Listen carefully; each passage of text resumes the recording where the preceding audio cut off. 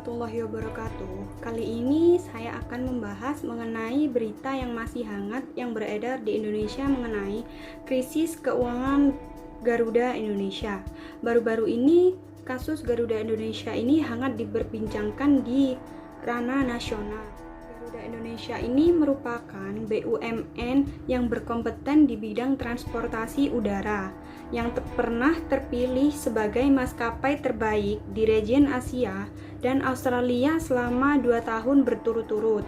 Terpilih sebagai pemenang penghargaan Passenger Choice Award tahun 2014 untuk kategori Best in Region Asia and Australia selama 2 tahun berturut-turut dari Airline Passenger Experience Association atau APEX, yaitu Asosiasi Peningkatan Layanan Penerbangan yang berkedudukan di New York, Amerika Serikat. Sebelumnya, pada September 2013 lalu, Garuda juga dinobatkan sebagai Best in Region Asia and Australia dalam ajang Passenger Choice Award tahun 2013. Banyak sekali penghargaan yang telah dicapai oleh Garuda Indonesia ini dan juga telah mendapatkan skor kepercayaan terbesar dari para customer yang telah menggunakan layanannya. Namun baru-baru ini Garuda dikabarkan mengalami masalah yang cukup serius yang berhubungan dengan finansialnya. Dikabarkan mengalami krisis keuangan yang diduga terjadi karena beberapa faktor, diantaranya yang pertama yaitu persoalan dengan lessor. Selain memang terdampak pandemi COVID-19 yang membuat rendahnya penerbangan penumpang, persoalan lainnya adalah terkait penyewa pesawat atau lessor. Saat ini Garuda Indonesia bekerja sama dengan 36 lessor yang sebagian diantaranya terlibat kasus korupsi dengan manajemen yang lama. Sejak awal, Kementerian BUMN ini meyakini bahwa memang salah satu masalah terbesar dari Garuda Indonesia ini mengenai lessor. Lessor ini harus dipetakan ulang di mana saja yang masuk kategori dan bekerja sama di kasus yang sudah dibuktikan koruptif. Kedua yaitu banyaknya jenis pesawat. Selain harga sewa yang kemahalan, persoalan Garuda Indonesia juga ada pada penggunaan jenis pesawat yang terlalu banyak.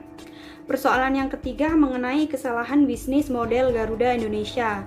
Yang beban berat juga dihadapi Garuda Indonesia ialah mengenai bisnis model yang kurang tepat. Ia menilai seharusnya maskapai plat merah ini mengubah bisnis modelnya dengan fokus pada pasar penerbangan domestik saja. Hal ini didasari pada data kepariwisataan nasional sebanyak 78% merupakan perjalanan yang dilakukan turis domestik, sedangkan 22% lainnya adalah turis asing. Tingginya penerbangan domestik tersebut tak lepas dari kondisi geografis Indonesia yang adalah negara kepulauan. Potensi ini yang seharusnya dimanfaatkan oleh Garuda Indonesia. Awal mula kasus Garuda Indonesia ini dimulai dari tahun 2019. Dilansir dari CNN Indonesia, kronologi terkuaknya skandal laporan keuangan Garuda Indonesia ini berawal dari pelaporan kinerja keuangan pada tahun 2018 yang diserahkan ke Bursa Efek Indonesia atau BEI. Dalam laporan keuangannya, perusahaan dengan kode saham GIAA tersebut berhasil meraup laba bersih sebesar 809.000 US dollar, di mana hal tersebut berbanding terbalik dengan kondisi pada tahun 2017 yang merugi sebesar 216,58 juta US dollar. Hal ini terbilang cukup mengejutkan lantaran pada kuartal 3 tahun 2018, perusahaan masih merugi sebesar 114,08 juta US dollar. Kemudian, pada akhir bulan April, PT Garuda Indonesia ini mengadakan rapat umum pemegang saham tahunan atau UPST di Jakarta. Salah satu mata agenda rapat ini adalah mengesahkan laporan keuangan tahun 2018. Namun anehnya, dalam RUPST tersebut terjadi kisruh.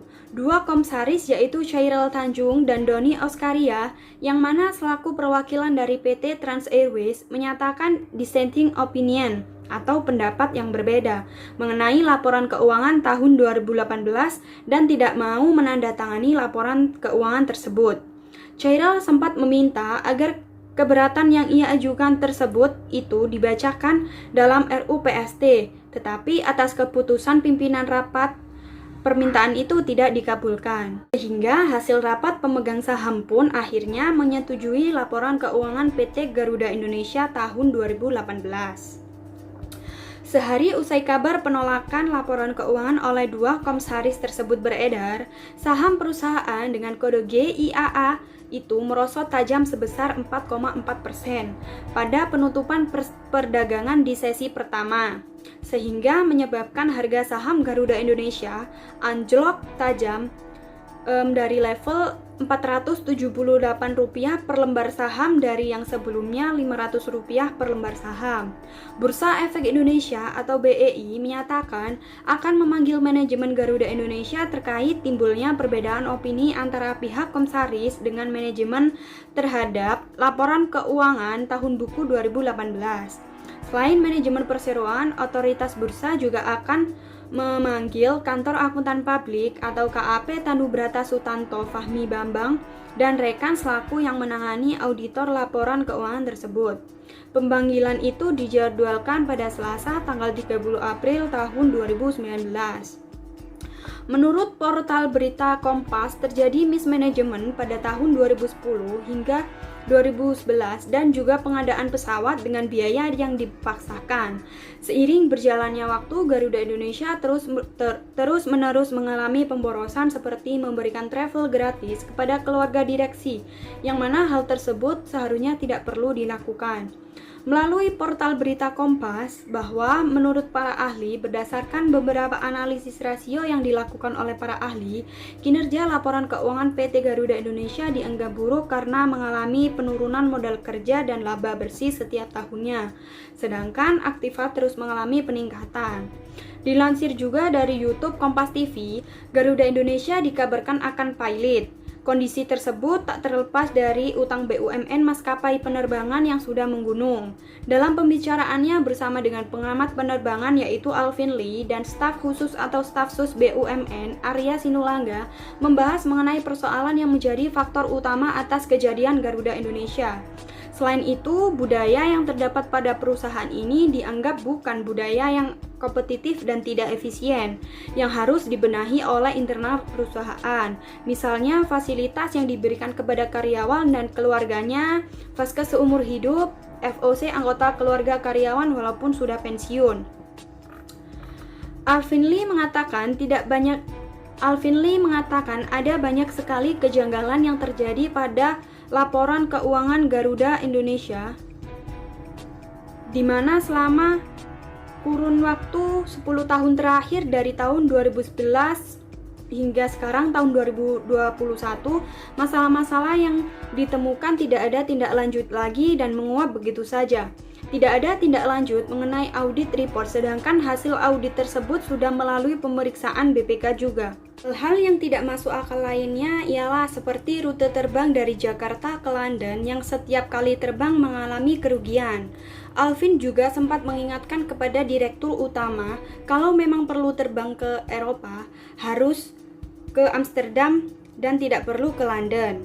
Saat itu direktur utama ialah Bapak Halal. Garuda Indonesia dinilai bosnya terlalu banyak. Tidak hanya Menteri BUMN saja yang memiliki berbagai kepentingannya masing-masing. Tanggapan Arya Sinulinga terhadap kasus tersebut yang menguap ialah itu bukan ranahnya lagi, karena Garuda Indonesia ini terdiri dari banyak manajemen, sehingga dalam pengambilan keputusannya tidak bisa dilakukan oleh satu pihak saja. Saat ini, pemerintah juga memprioritaskan sebisa mungkin untuk menyelamatkan Garuda Indonesia melalui negosiasi dengan para lessor atau perusahaan penyewaan pesawat. Ada banyak opsi yang dilakukan oleh Direktur Utama Garuda Indonesia yang diberikan oleh Menteri BUMN. Namun Direktur Utama tidak bisa menjalankan berbagai opsi tersebut dikarenakan Menteri Keuangan yang tidak kunjung mencairkan dana. Dengan opsi apapun, bagaimana direksi bisa bernegosiasi kalau tidak ada jaminan atau kepastian kapan dan berapa banyak yang akan dicarikan oleh Menteri Keuangan.